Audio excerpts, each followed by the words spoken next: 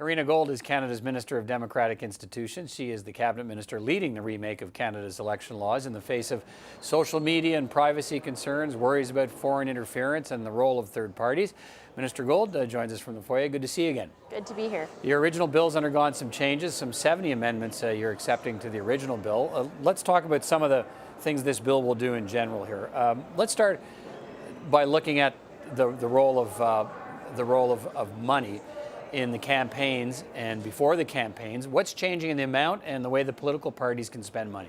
Yeah, excellent question. So this bill establishes a pre-election period which will begin on June 30th leading up to whenever the writ is issued. And what it does is it creates a cap for political parties with regards to advertising during that time, and it will be $2 million in the pre-writ period.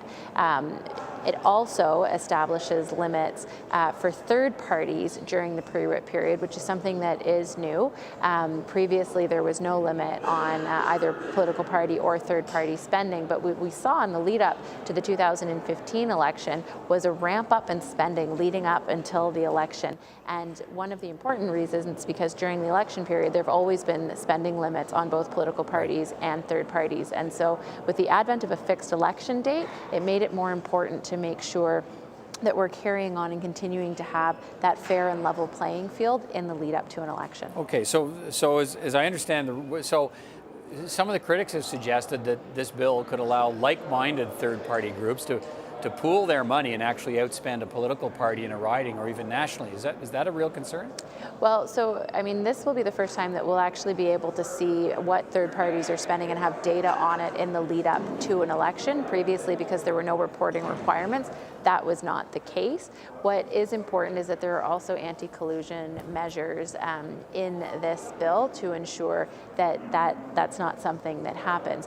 There's also additional reporting requirements so that third parties will have to report, as soon as they declare that they are going to be making advertisements, once they reach a certain threshold, and then several times in the lead up to the actual election day. And so what we think is really important in this legislation is to be able to demonstrate to Canadians that they can access this information and have transparency with regards to where advertising dollars are being spent and by whom. And so what C-76 also does is requires a clearly visible tagline requirement for third-party advertisement spends, as well as contact information for Canadians to be able to pose further questions. Okay, let's talk about foreign interference. Lots of, there have been some amendments to deal with concerns about foreign money being sent to third-party groups in Canada.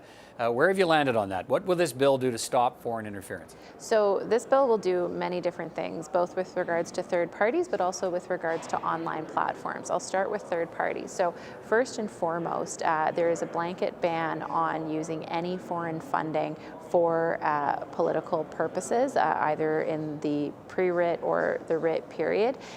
It will also ensure that their third parties establish a separate bank account when they decide to advertise, much like candidates already have to do during the writ period, and they will have to guarantee where this money is coming from and that there are no sources that are not from Canadian sources.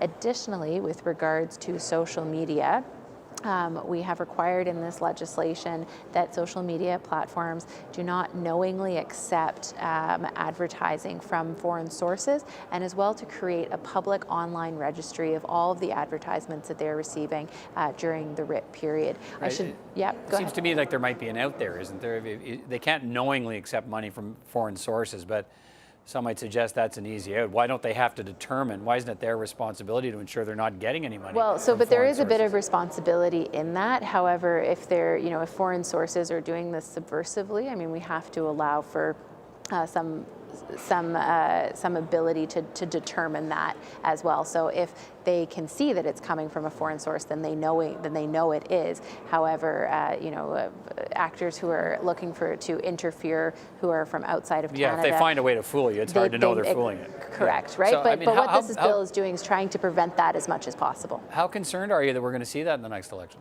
Look, I think what's important about C-76 and the measures that our government is taking is that we're learning from experiences businesses around the world, and we're taking steps to safeguard against it. Of course, there is always a possibility that it does happen, but there's a possibility that it doesn't. But my job as Minister of Democratic Institutions is to ensure that we're taking the steps necessary to prevent foreign interference as much as possible, and also to have the tools to be able to deal with it. As you are probably aware, back in June 2017, the Communications and Security Establishment, which is our Signals Intelligence Bureau, released the first ever public report on threats to democracy from a cybersecurity perspective. And they outlined some of the things that we should be concerned about. They will be updating that report ahead of the next election early in the new year, so that we can see and Canadians have an understanding of what these potential threats could look like and be able to inform and empower themselves to make informed choices and decisions. Okay, a couple of things to finish on. Sure. I mean, you had a chance with this bill to bring political parties under the privacy laws of this country, from which they're currently exempted, so that people would have a better idea of what political parties are doing with their personal information. Why are political parties being treated differently than everybody else, and how does not having them subjected to privacy laws inspire confidence in the electoral process?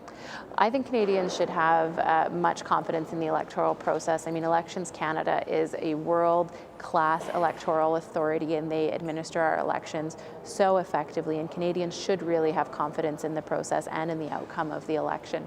With regards to privacy, political parties have always had a different status with regards to privacy in Canada, and there's a very good reason for that, in that political parties play an integral role in the democratic process, engaging with Canadians on issues that matter to them. What C76 does is takes an important first step to ensure that political parties have a public privacy policy on their websites that's accessible to Canadians, as well as a contact that Canadians can get in touch with. This is a really important first step. But the ultimate arbiter, I think we believe as Canadians of privacy issues, is the Privacy Commissioner. The Privacy Commissioner says political parties ought to be under the privacy laws. And so I think that there is a lot more room to study this issue. I think that it's important that we consider this thoughtfully and carefully, so that we don't inhibit political parties from playing the important and central role that they do in Canadian democracy, which is engaging with Canadians. And so that's why I think this is a really important first step. And as I have talked to members of Parliament and other members of the media and Canadians about, I think that it requires more study to bring forward a regime that would work for what we have as objectives for political parties in the democratic process, but also protecting Canadians' privacy. One point that I do want to raise, which I think is really important, is that many of the concerns surrounding privacy, for example, the Cambridge Analytica scandal and issue that we saw in the UK and in the United States, these are private companies that in fact are already under privacy rules and legislation in Canada. And in fact, the Ethics Committee here at the House of Commons is already doing a really thorough study with regards to this. And Cambridge Analytica is in fact under investigation. And so, it's important to distinguish what some of the major issues are and how we're undertaking those. And I think that this is something that, as we move into 2019 and as we see what happens in 2019, we'll receive further recommendations and next steps to pursue. All right, Karina Gould, Minister of Democratic Institutions, thanks for your time tonight. Appreciate it. Thanks so much. This is a really important piece of legislation. Happy to talk about it.